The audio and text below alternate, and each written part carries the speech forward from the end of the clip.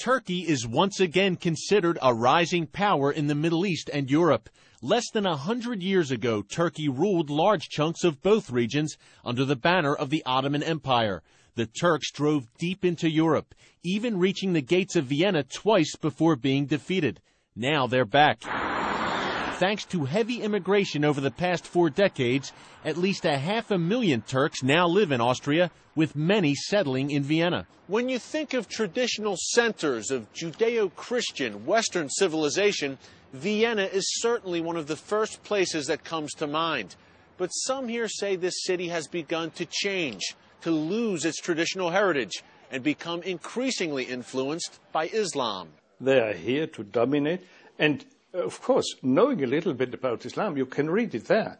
It's the idea to dominate all the world. Harold Feigl monitors Islamic growth in Austria. He says Turkish Muslim immigrants are not assimilating. What they are trying to do is segregation, to maintain Turkish identity, national and religious identity. There may be a larger hand behind that strategy. The Turkish government is home to a religious affairs office called Diyanet that approves imams and mosque building inside Turkey. Officials say Diyanet has a global vision, and its influence on Turkish immigrant communities across Europe is growing. In Austria, Diyanet has established an organization called Atib that reports directly to the Turkish government. They are the organizations which are building the mosques in Austria. A lot of mosques are organized by Atib. National law mandates that outside organizations cannot implement Islam in Austria. Yet, as CBN News discovered, Atib financed a multi-million-dollar mosque in the tiny Austrian town of Bad Vöslau. It's also behind plans to expand a large mosque in Vienna.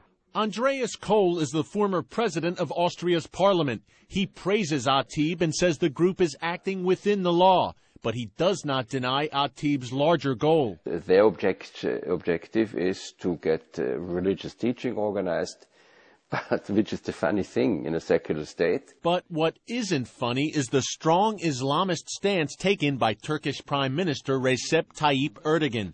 He's harshly criticized Israel while drawing closer to Iran and Syria. Erdogan has also made his views clear on Turkish communities overseas. He's called the assimilation of Turks in Western countries a crime against humanity and said recently that Turkish-only schools should be opened for immigrants in Germany. Even some Muslim leaders in Vienna are concerned about the growing influence of the Turkish government in their communities. The question is there, and I'd like to ask it.